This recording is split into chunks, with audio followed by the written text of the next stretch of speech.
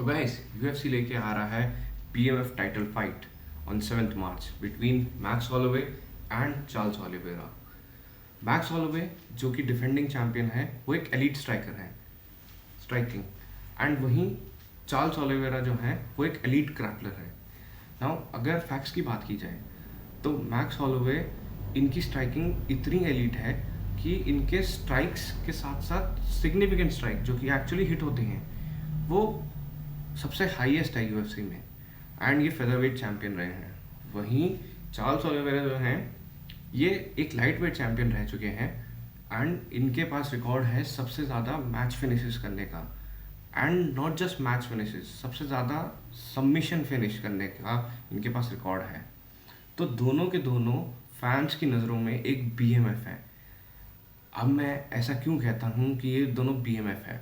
अब आप इनका अगर पोर्टफोलियो देखो पास्ट का, मैक्स हॉलोवे ने डस्टिन पोरियर, जस्टिन गेची, रोजे आल्डो एंड कोरियन ज़ॉम्बी जैसे स्ट्राइकर्स को हराया हुआ है, एंड साथ ही साथ अगर ग्रैपलर की बात की जाए तो इन्होंने Frank Edgar and Brian Ortega जैसे फाइटर्स को हराया हुआ है। अब हम चार्ल्स ओलिवेरा की बात करें, चार्ल्स ओलिवेरा ने भी डस्टिन पोरियर, जस्टिन गेजी को हराया हुआ है, साथ ही साथ माइकल चैंडलर, टोनी फर्गसन।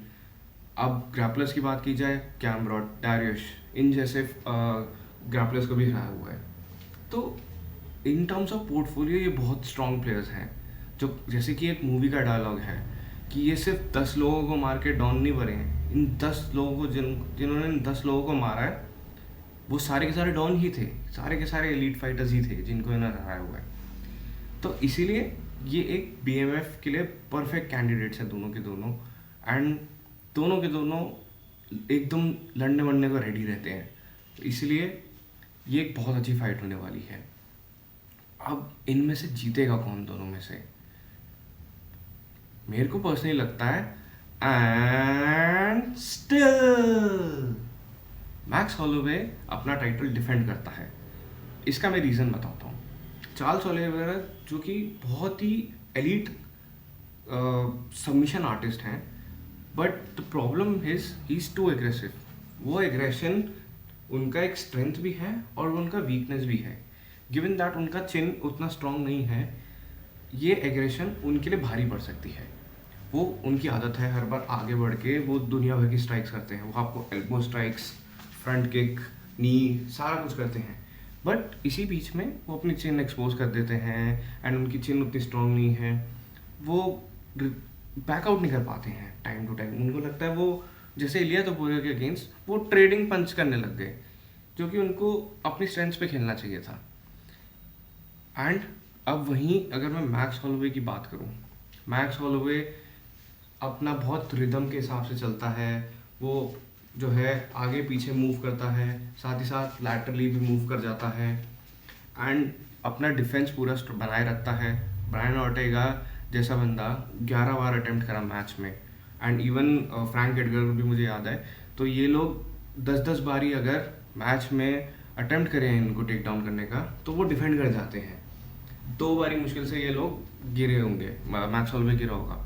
तो इतनी स्ट्रॉन्ग इनका जो है टेक डाउन डिफेंस है, स्ट्राइकिंग इनकी बहुत हाई वॉल्यूम है, कार्डियो इनका एंडलेस है।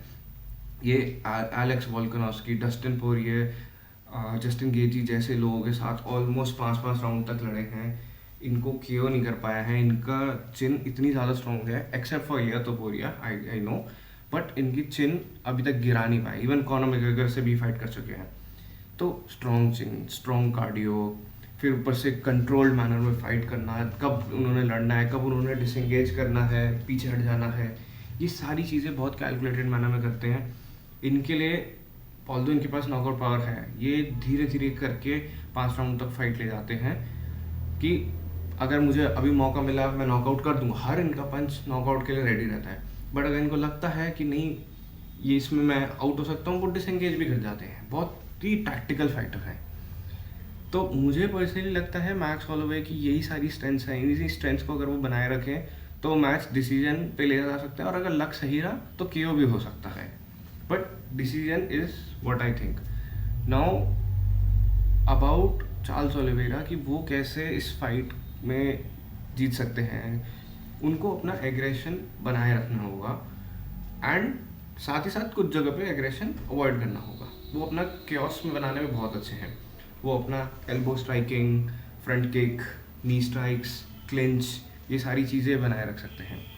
तो अगर शॉर्ट स्ट्रेट करते करते बीच में अगर वो क्लिंच कर लें या फिर बॉडी लॉक करके उनको ट्रिप करा दें, तो वहीं वो सबमिशन में जा सकते हैं। साथ ही साथ वो अगर मैक्स हॉलोवे की चिन से ज़्यादा उनकी बॉडी पे ट्राई करें, तो वो उनको स्लो डाउन कर सकते हैं, जिससे वो और एक्सपोज हो सकते हैं, या फिर वो अपनी क्योटिक स्ट्राइकिंग बनाए रख सकते हैं। तो अगर इस तरह की चीज़ें चार्ल्स ओलिवेरा करेगा तो ये सरप्राइज कर सकते हैं हमें। बाकी देखा जाए, आप लोगों को क्या लगता है इनमें से कौन जीतेगा? आप अपना कमेंट शेयर करिए, एंड अब वेट करते हैं BMF टाइटल में क्या होगा।